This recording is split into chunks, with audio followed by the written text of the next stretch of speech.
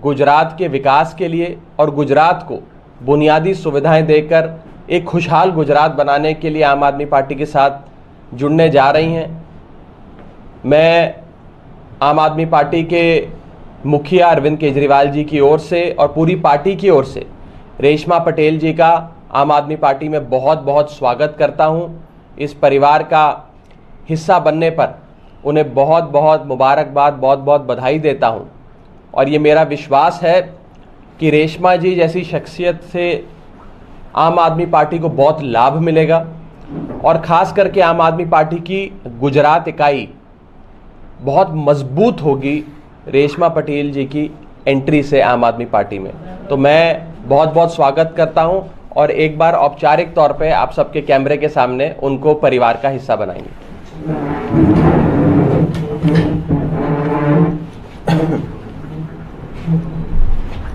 तो बहुत बहुत स्वागत। धन्यवाद सर, धन्यवाद। बहुत बहुत स्वागत।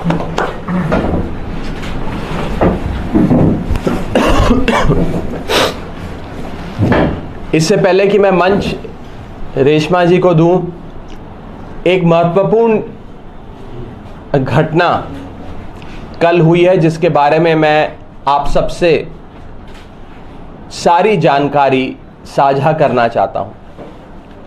हमारे सूरत पूर्व विधानसभा क्षेत्र से, सूरत ईस्ट असेंबली कंस्टिट्यूएंसी से आम आदमी पार्टी के ऑफिशियल प्रत्याशी, आम आदमी पार्टी के कैंडिडेट हैं कंचन जारीवाला। कंचन जारीवाला जी को कल सुबह से बीजेपी ने किडनैप कर लिया। सुबह से वो भारतीय जनता पार्टी के गुंडों की कस्टडी में है।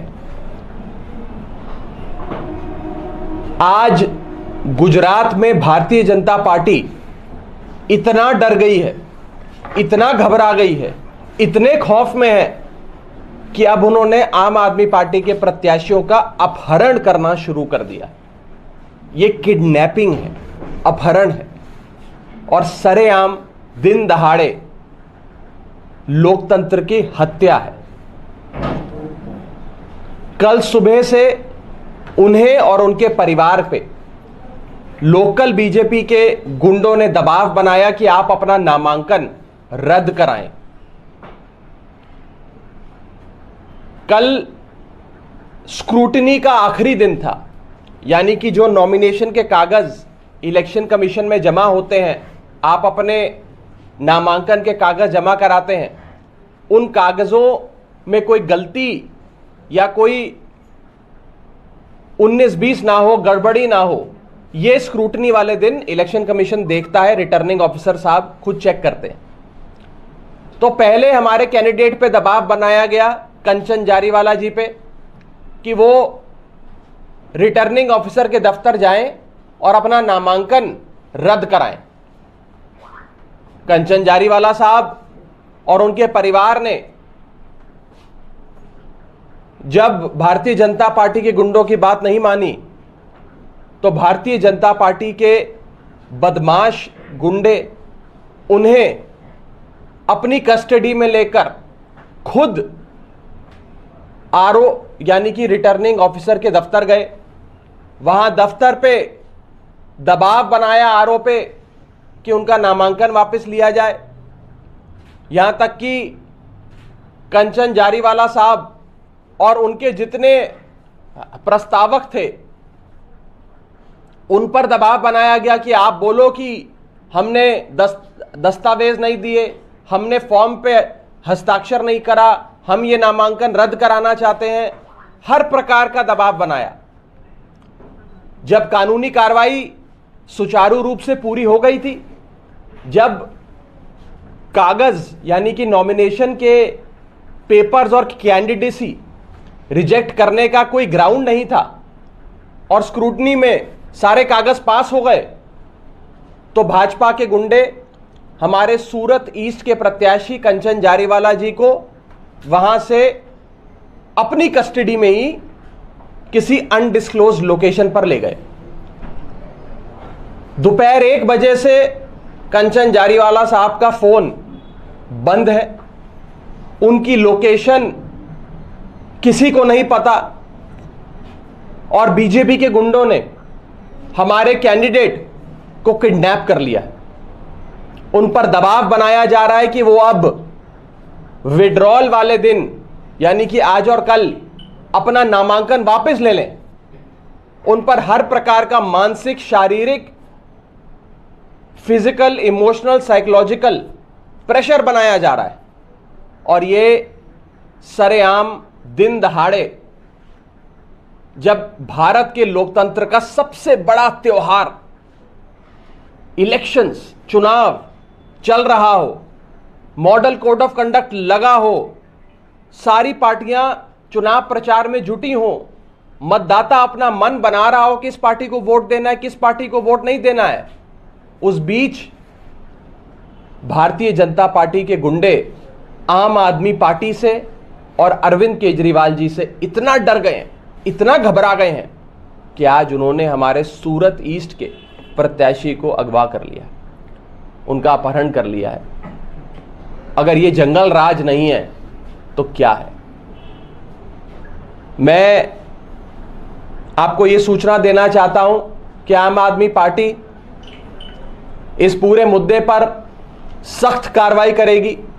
हमने चीफ इलेक्टोरल ऑफिसर को, जो इलेक्शन कमीशन द्वारा इस चुनाव को पूरी तरीके से करवाने की जिनकी जिम्मेदारी होती है, उन्हें सूचना दे चुके हैं। लिखित में कंप्लेंट जा रही है। हम स्थानीय प्रशासन को भी, पुलिस प्रशासन को भी इस अपहरण की सारी जानकारी दे रहे हैं और हम ये उम्मीद करते हैं कि इस मामले में सख्त और जल्द कार्रवाई होगी। किसी भी प्रत्याशी पर मानसिक, शारीरिक दबाव नामांकन वापस लेने का या नामांकन रद्द कराने का नहीं होना चाहिए। और बीजेपी के काले कारनामे आप सबके सामने है। ये गुंडागर्दी का परिचय बीजेपी ने, जंगल राज का परिचय बीजेपी ने आज गुजरात की जनता के सामने रखा है। चड्ढा जी, ये एक ही कॉन्स्टिट्यूंसी की बात है या कहीं और पे भी इस प्रकार का दबाव डाला जा रहा है? आज जो मामला हमारे सामने आया है वो सूरत ईस्ट विधानसभा क्षेत्र, सूरत पूर्व विधानसभा क्षेत्र का है, जिसमें हमारे प्रत्याशी का नाम कंचन जारीवाला है।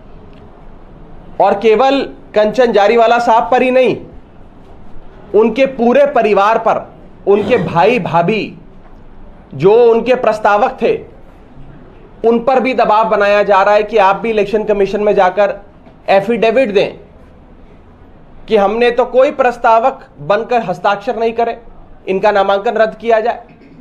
उनका घर दोपहर बाद से बंद है, घर पे मोटा ताला लगा हुआ है। उनके जो ठिकाने हैं, दफ्तर है, जहां वो मिलते हैं लोगों से, जहां बैठते हैं, वो सारी जगहों से कंचन जारीवाला साहब लापता हैं। और बीजेपी के गुंडों ने उन्हें किसी अनडिस्क्लोज्ड, अज्ञात लोकेशन पे रखा हुआ है। वो इस समय बीजेपी की कस्टडी में है। ये अपहरण है, ये किडनैपिंग है और सरेआम बीच चुनाव में लोकतंत्र की हत्या है। इस विषय पे आपका कोई सवाल है तो आप पूछ सकते हैं। पुलिस को कंप्लेंट किया है? बिल्कुल, police, chief electoral officer, election commission, स्थानीय प्रशासन, सबको कंप्लेंट जा चुकी है और जा रही है।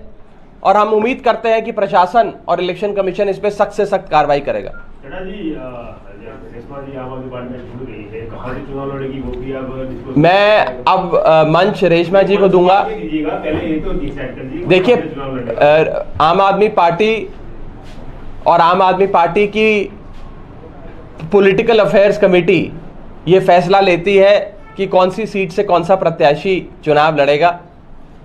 और रेशमा जी उस कद्दावर नेता का नाम है, एक ऐसी शख्सियत है जिसके आने से खाली एक सीट पर नहीं या खाली एक ज़िले में नहीं, पूरे गुजरात में आम आदमी पार्टी को मजबूती मिलेगी। आने वाले समय में रेशमा जी की क्या भूमिका रहेगी, चुनाव के रण के मैदान में कौन सी सीट पर उनकी दावेदारी हो सकती है, कौन सी बड़ी जिम्मेदारी पार्टी उन्हें दे सकती है, इन सारी चीज़ों पे विस्तार से चर्चा करेंगे। अभी तो चुनाव का रंग चढ़ना शुरू हुआ है। आज रेशमा जी हमारे परिवार में।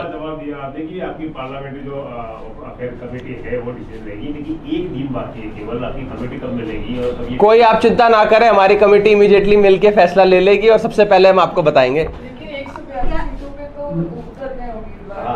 को क्या फैसला लेगी। ये मेरे लिए आज अभी इस प्रेस कॉन्फ्रेंस में कहना उचित नहीं होगा। एक पार्टी एक कायदे कानून से, एक प्रोसीजर से चलती है। मैं मंच रेशमा जी को सौंपूंगा और उनसे यही विनती करूंगा कि वो बताएं कि क्या आम आदमी पार्टी में उन्हें ऐसा दिखा जो आज उन्होंने अपने सालों का एक बंधन जो था, एक सामाजिक कार्य और राजनीतिक कार्य की जो पूंजी थी, वो सारी लेकर वो आम आदमी पार्टी में आज शामिल हो रही हैं। ओवर टू यू रेशमा जी।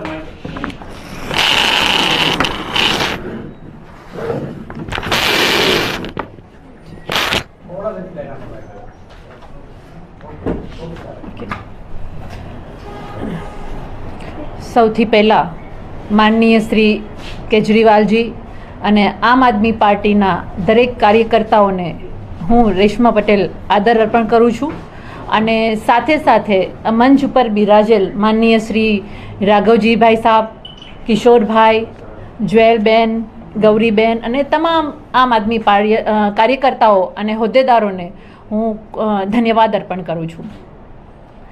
આમ આદમી પાર્ટી આપણે સૌ જાણીએ છીએ કે એમના નામમાં જ એટલા ગુણ છે કે એક સામાન્ય વ્યક્તિઓની પીડા સમજે એવી પાર્ટી છે। આજે મારા કાર્યથી આપ સૌ વાકેફ છો, તમને બધાને ખબર છે કે મેં ગુજરાતમાં ગરીબ લોકોના, શોષિત લોકોના, પીડિત લોકોના અવાજ ઉઠાવવા માટે હંમેશા મેં મારી શક્તિ અર્પણ કરી છે। હું એવું ચાહું છું કે મારી શક્તિ અને સમય એવી પાર્ટી સાથે જોડાય કે જ્યાં ગુજરાતની જનતાનું ભવિષ્ય છે।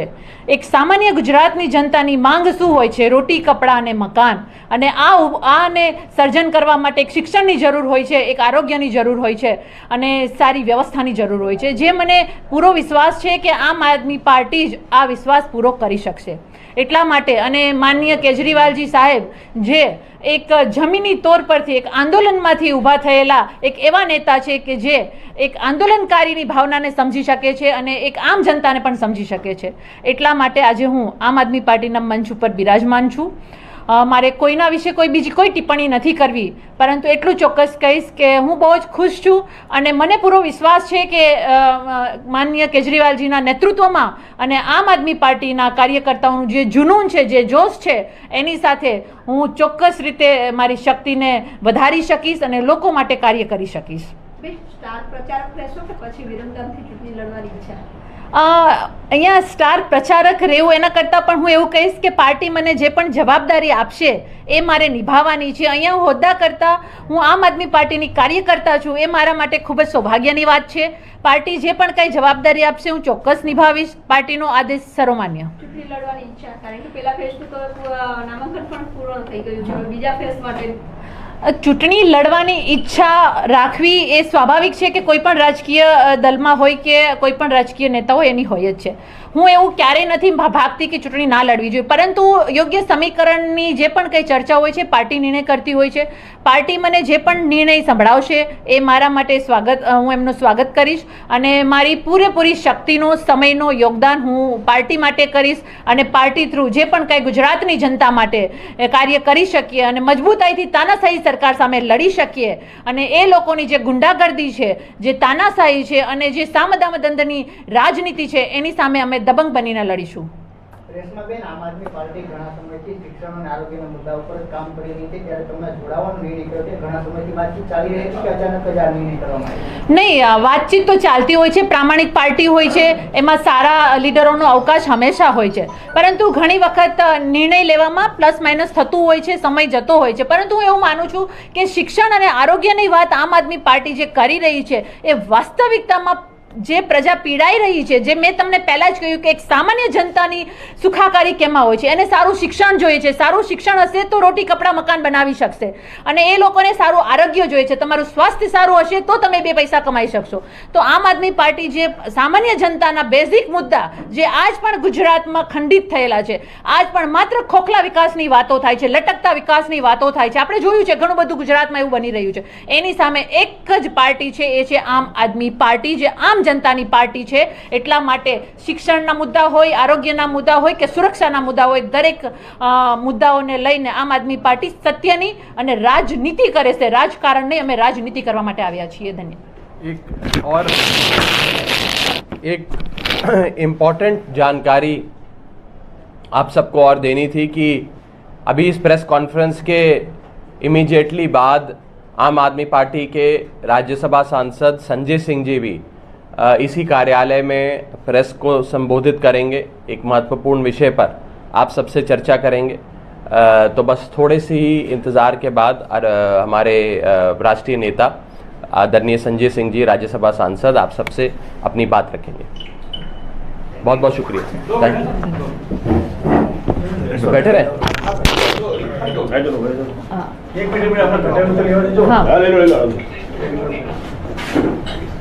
एक मिनट रुक जाओ, फोटो भी करवा लेते हैं. आ जाओ.